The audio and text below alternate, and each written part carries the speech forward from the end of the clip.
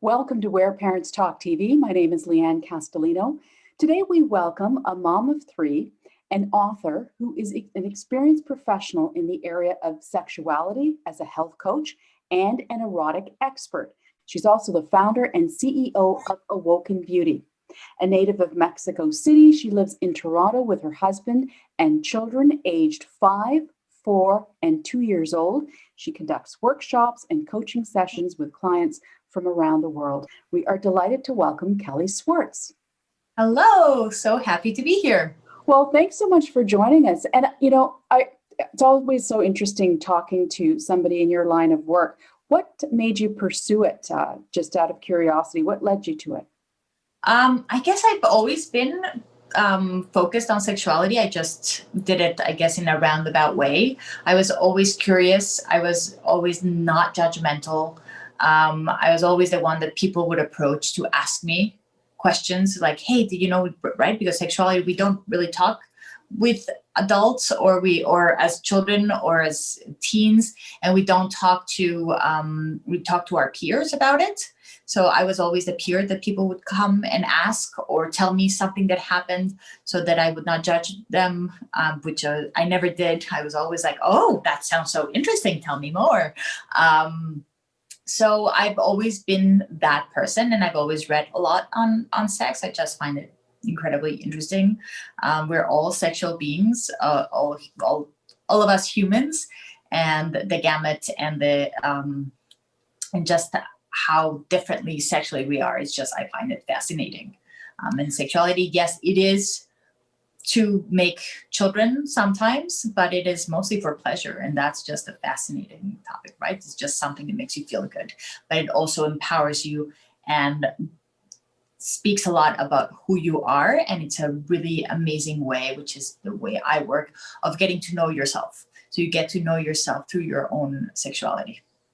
So we're going to talk about how to speak to your teens and your tweens and your preteens about sex in a minute. But I wanted to ask you, these days, living through this pandemic, most of us have more time to talk and have more meaningful conversations. Do you think that that is having an impact on this subject matter, in your opinion? I would think so, especially if you're locked at home and you don't have your peers to talk to unless you're just chatting with them, but it's not the same. So if you have open communication with your parents or your siblings who you're in lockdown with, and you're isolating with, then I do very much hope so that there is enough honesty and that there's enough vulnerability, which is what we need to ask questions about subject matters that we just don't know about. So I hope that there is, and I hope that that those important conversations are happening. In doing research prior to this interview, certainly one of the things that is inherent in what you speak to people about is having control of their situation, of their emotions, and trying to sort of use that control in positive ways. Well, right now in this pandemic, a lot of people feel a loss of control. So what would you say in terms of advice to provide to people who are feeling this loss of control as it relates to, sexuality and their self-expression? Well, I would say to try something new, but especially self-exploration. We usually think of sexuality, especially as women, but also men encounter that. We think of sexuality as something that is as related to somebody else. So depending on how I live my own sexual experience with somebody else is how my sexuality transforms or how it is mirrored. But we don't often neither have the opportunity or even the idea of determining our own sexual self and our erotic self. The erotic is the part of sexuality that uses our brain.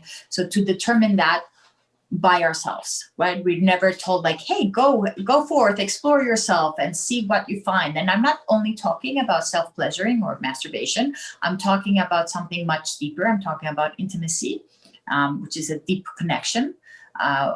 And so I would, in order to regain control, I would say to have devote some time to that intimacy, to that self-intimacy, and see what you find.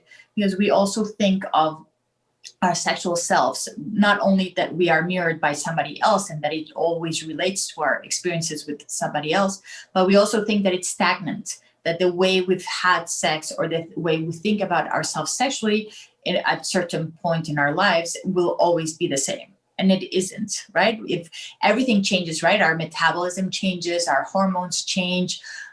Some food that you used to like is not good for you anymore. The way you work out, the friendships, everything changes in life, right? Your sleep. So why shouldn't sex change too? Now, speaking of sex, as it relates to families and certainly to children and families, when ideally should parents and caregivers begin thinking about having that conversation with their children? What age? I think it depends on the child and the family. I can tell you my eldest knows about sex, and she's 5 because she asked us where babies came from. So we explained. So it's like, okay, well, there's all these ways of that you can have babies, which include IVF, which include surrogacy, which include, sperm donation. But the most typical way of having a baby is through sex. And this is what sex looks like. We explained it. We didn't show it to her, but we explained what it looks like. And she knows her correct anatomy, which is so very important. And she said, oh, I want to have sex. And I said, that's fantastic, but it's only for adults. You cannot have sex until you're an adult. The same way you can't drink wine or you can't have beer. So you can't have sex until you're an adult. And she's like, oh, okay. And that was it. So there was no taboo around it. And we haven't talked about it since. That was like a one-time conversation. She may bring it back again at one point, or she may not. It's not something that I will bring to the table for her. But she asked me. My other 2 don't know what sex is because they haven't asked. They do know, again, their correct anatomy, right? They know that my girls know they have a vulva, they have a vagina, they have a clitoris. It's really funny to see a 2-year-old say, look, my vulva, my vulva. And my boy knows he has a penis and testicles, and they know like who in the house has what. And they also know that they're private parts and that nobody can touch them.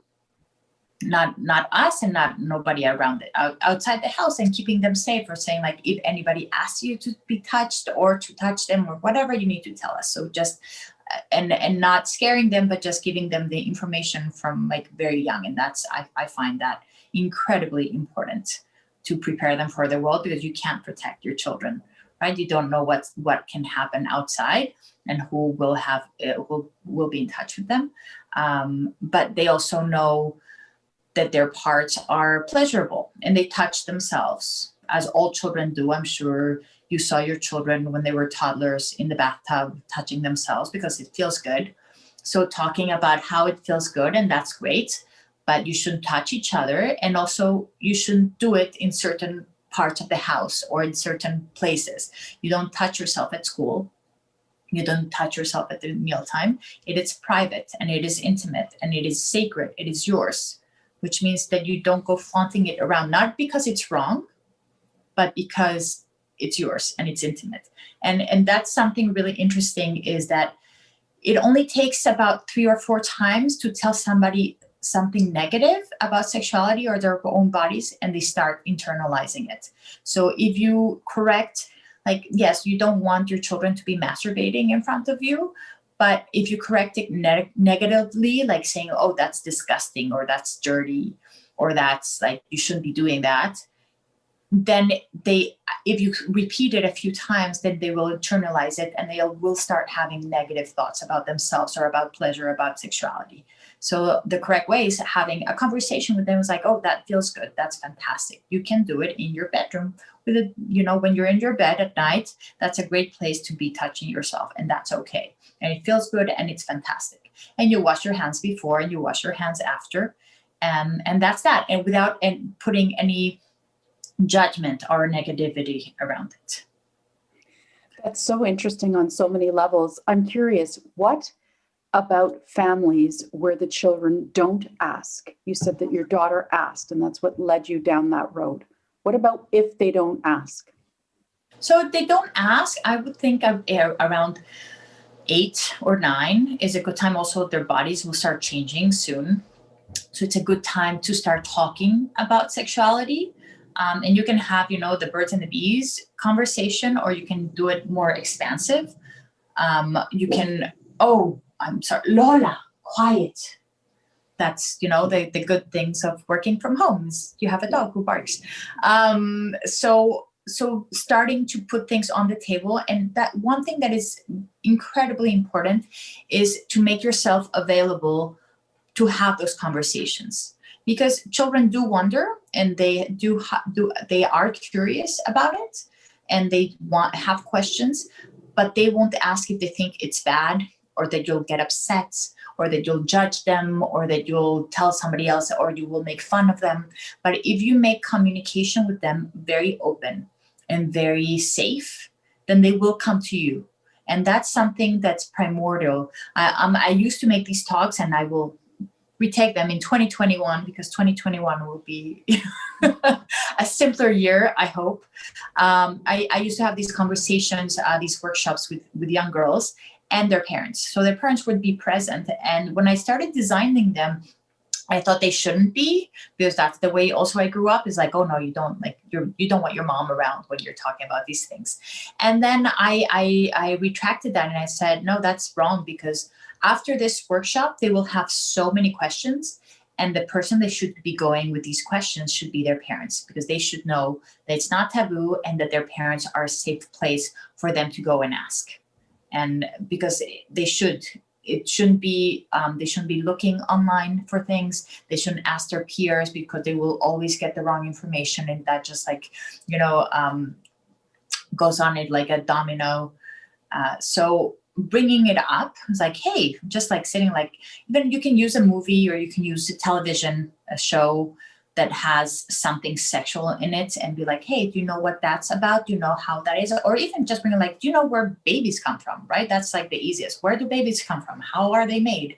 Do you know anything? Have you heard anything about that? Well, let me tell you, you can buy some books to help you explain. There's like books like, oh, it's so, so amazing, or It's Not This Dork, which are basic books, but they're cartoons, and they explain things really well. They're very also, I just lost the word. But they aren't gender neutral. They don't only talk about one kind of family, which is very important, because not all families are made the same way. So we talk about pleasure. I think I don't know if that happened to you, Lianne, when you ever had to talk with your parents, or I don't know, sex ed, or that nobody ever talks about pleasure or sex feeling good. Did you have that experience? No, I did not. Right? It's like, okay, here's the sex talk, right? This is how you make babies. Here is how you don't make babies. And here are STDs. And that's about it. And nobody talks about it having to feel good. And it should feel good. Like sex should feel good. And if it doesn't feel good, then you need to figure it out, and you need to work on it. And if we're never told that it should feel good, then you're never going to demand that it feels good. Right? Most girls have really terrible experiences. I'm not talking about abuse, but I'm talking about just like really blah experiences, because they don't know, or they don't think that they should be having some other kind of pleasure, or they're being performative. Because if the only kind of education that you're getting is from television and from the internet, then that's wrong education. That's performative education, right? Then we can talk about porn a little bit if you want. Yeah, it's one of the questions I have actually coming up. But before we get to that, I want to ask you, you just mentioned it, the internet. So the chances are in many families, by the time if they have this conversation formally, the kids are probably going to know a lot about this already, or think they know a lot about through social media and the internet. And their sort of unfiltered access in many cases to both. Is this a good thing or a bad thing in helping parents then further that conversation? Well, I think, first of all, there needs to be an education on the internet. I'm lucky enough, my kids are still young, so I'm talking about non-experience, just experience, but with clients but not with my own experience with my children. But there needs to be an education on the internet. And by this, I mean, like, teach your children what is allowed, what is not allowed, and what they may encounter, which is not okay. So yes, absolutely, they have, like, if filters work for you, like, go ahead and have filters. If it's, but one of the things, and that applies to the internet as well as pornography, is explaining that what you see, you cannot unsee. Right? That video that your friend wants to show you, you will never be able to unsee it. And it is your prerogative and your agency to say no, that you don't want to see it. Not because you're weak or not because you're not, mature enough to see it, but because actually you're mature enough to say no in regards to that. And explain also to the kids that internet has it's not all truth. It's not all veracity. So you don't know what you're reading unless you know you're in the right pages. So if things as important as sexuality or as health, like you go first to a source, and a source for these kind of conversations are parents. So even, they may have had already access to this, but even like talking of what the internet is, right? The internet, just because it's on the computer or it's on a website doesn't mean it's the truth. Which is a harder sell depending on how old they are, definitely, for sure. But let me ask you this, though. You talked about the workshops that you give and the speaking that you do with families. What are some of the common pitfalls that you encounter or that parents encounter that you speak to on this subject matter? And how do you instruct them to overcome it with tips and strategies? Yeah, well, embarrassment is one of them. It's like they just feel very embarrassed to talk to their kids about sex, or being very shy about it, or even being. I had this one parent who's like, well, I don't want to talk to my kid about my sex life. And I was like, why would you talk to your kid about your sex life? Like that is not what we're doing here. You're talking about sex. Your kid shouldn't. There is no reason why your kid should know about how many times you have sex, what your sex life is like. That's private. That's yours. And you should talk to them about privacy and the importance of privacy. But so that's the one thing, right? I think one of the biggest caveats is the embarrassment, or they're like not feeling self-assured. And that's one of the things, like if you don't feel assured of the information you have, go and look for it first also. Right? Even as adults, like we don't know everything. We were never really educated on sexuality.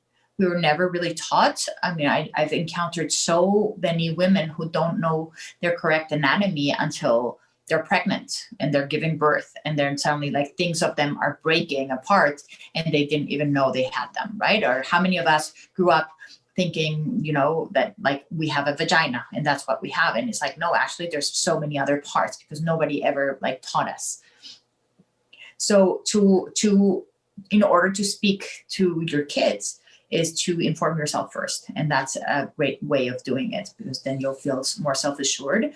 To laugh about it, we take sex really seriously. We think it's such a serious topic and we should be like very morose and talk about it and be very calm. And it's like, no, you should laugh. Like, it's kind of silly. Like, say, if you think about it, it's like two naked bodies, and all naked bodies, they're beautiful, but they're also kind of, they're beautiful, but they're also kind of silly. And the whole sexual act is kind of silly, right? So you can laugh about it, and it's okay to. And laughter is one of the best tools to talk about sex and to feel more comfortable with it. You're right. Yeah. Yeah. I think you hit it right on the head when you said it tends to be a very serious conversation when it doesn't necessarily have to be. Yeah. So you mentioned this earlier, and I'm interested to know your take on it. With the unfiltered, in many cases, again, access that kids have these days to pornography online, what is your assessment of the impact of some of those images that they may or may come in contact with?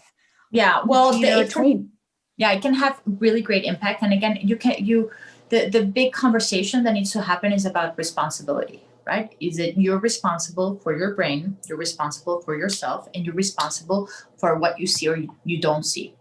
And if you see, and if you search for things, or if somebody gives you access to certain things, then hang on one sec. It's like the joys of working.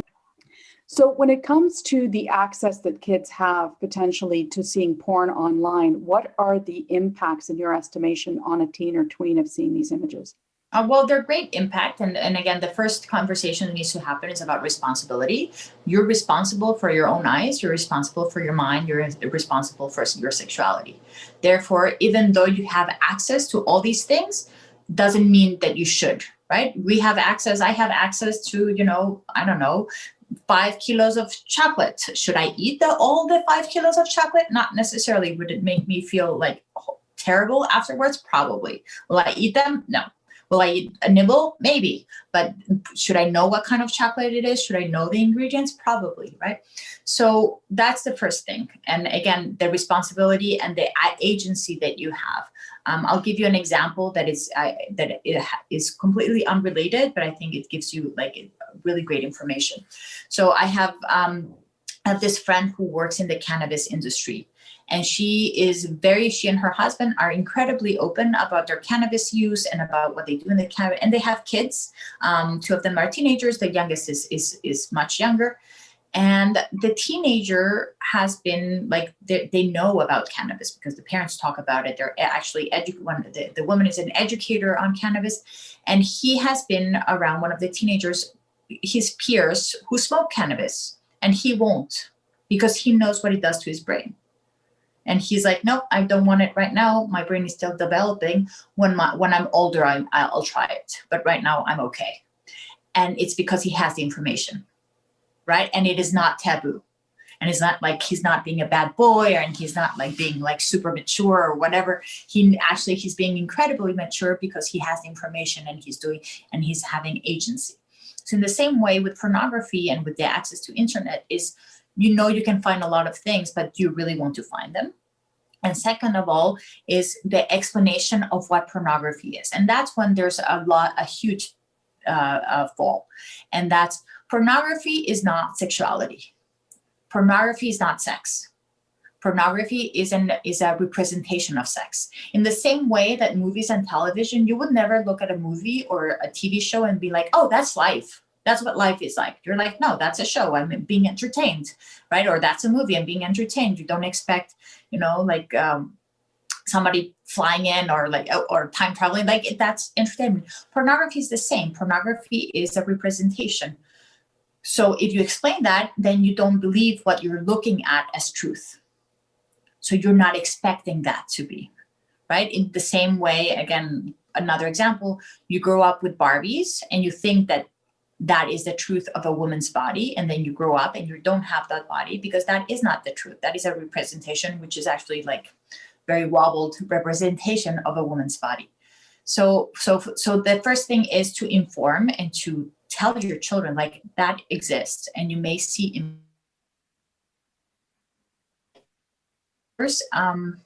or at some point, some adults, young adults may want to see pornography. You can direct them towards the correct pornography, which is pornography that doesn't use people, that pays their actors well, that doesn't depict women terribly, that doesn't only have fake bodies. So there is pornography that is not so terrible in that sense. But again, it's just a representation. So also knowing that it's not sex, because what may happen is all these boys and girls watching porn and then expecting sex to be that way. So you're like, oh, well, then I need to be very violent, because a lot of pornography can be very violent. I need to be very violent, and the woman should be very, and I'm talking about heteronormative pornography, the woman should be like in the throes of pleasure because she's having cum all over her face, or she's being used, or she's like, and she needs to, and 16-year-old girls don't act like that, or 17 or 18 or 20. Like they're not porn actresses. They're women. They're young women. They're different. Their bodies are different. They should never be expected to work like that, to be like that. But that's if the only frame of reference that you have for sexuality is porn, then there's a problem, because again, it's fantasy. It's the same way as if all I have in my life are books and I've never really interacted with other people, and all I have is TV and books, and then I start interacting, and I expect them to be exactly as I saw them in the movie, and they're not. Like, why isn't everybody like acting like in Friends or Love or Seinfeld or whatever? So let me ask you this. I imagine that this space has evolved tremendously in the time that you've been in it, certainly with the onslaught of social media and all these other platforms that we have access to. Where do you hope that this conversation gets to? I mean, what does success look like for parents and families where this conversation still is, or this discussion still is embarrassing, a struggle in some way? What do you hope? Where do I hope? I hope that, again, it's less embarrassing. I hope that there is more information out there. I'm working on that. I promise that 2021 will be the space, but you can always reach me. And I'll be very happy to guide you through the difficult conversations. Like, I'm happy to be that holding hands so that you and your child can have that conversation. And then after I'm gone, you can continue. So I'm just there to introduce, coach you through it. I'm hoping that, porn is fun, but if you're an adult and you're watching the right things, and if you know what it is, right? Sex is fun, but not if you're a child. If you're a child, there's no, sex has nothing to do in your world. You should, but you are a sexual being, even as a child, but you should know what it's like, what it is intimacy, what is privacy, what your body feels like, what your body is. Body image, which is an incredible part of sexuality, right? What does your body look like? Why are you judging your body? Why are you judging yourself? What does the way that your body looks, and does that mean that you will have good relationships or bad relationships? Or are you entitled to have loving and positive relationships because of how you look? Well, that's kind of yes, right? It has nothing to do with your physicality, right? So all those conversations are incredibly important, right? And to have body positivity and or body neutrality, right? To not judge either positive or negative a body, because a body is a body, right? Or whatever its shape, size, color. And I have gone you asked me a tiny question, and That's okay. No, it's a large topic for sure. It encompasses all kinds of different things. But let me ask you, is there anything that I haven't asked you with respect to teens, sex, families, this conversation that you'd like to add? Yes, peer pressure. So it is incredibly important to talk to your children about peer pressure, that because their friends are having sex or they're having some kind of sexual relationships does not mean that your children should be having them, because maybe they're not ready, and nobody should have sex if they're not ready to have sex. It doesn't matter if you're 16, if you're 25, if you're 45, or if you're 70. If you're not ready to have sex, you should not be having sex, not because anybody else tells you should be. So to be very careful with peer pressure, and to be very self-assured that whatever you're doing is for your benefit and that it's for you. And every sexual being looks different. So because somebody is having some kind of sexual experience doesn't mean you should be having it. Or if you have a similar sexual experience, you will have the results will be different, because that's just how they are. So peer pressure, to be careful with that and to talk about it, and consent, obviously. And that's a big one, right? You always ask, always say, you're always entitled to change your mind and to say no. If you're in a situation, always, you can always change your mind. It doesn't matter how advanced the situation is. It doesn't matter if you want to impress somebody. You are the agent of your own body, and you will need to take control of it, and you take control of the situation, even if it's advanced, if it's like that tea metaphor. Have you heard that tea metaphor? No. So consent is like tea. So you can ask me for tea, would you like some tea? Sure, I would love some tea. So I'm preparing the tea. You still want tea? Yeah. And then I bring you tea, and it's I don't really want tea anymore. But the tea is right here. I made it for you.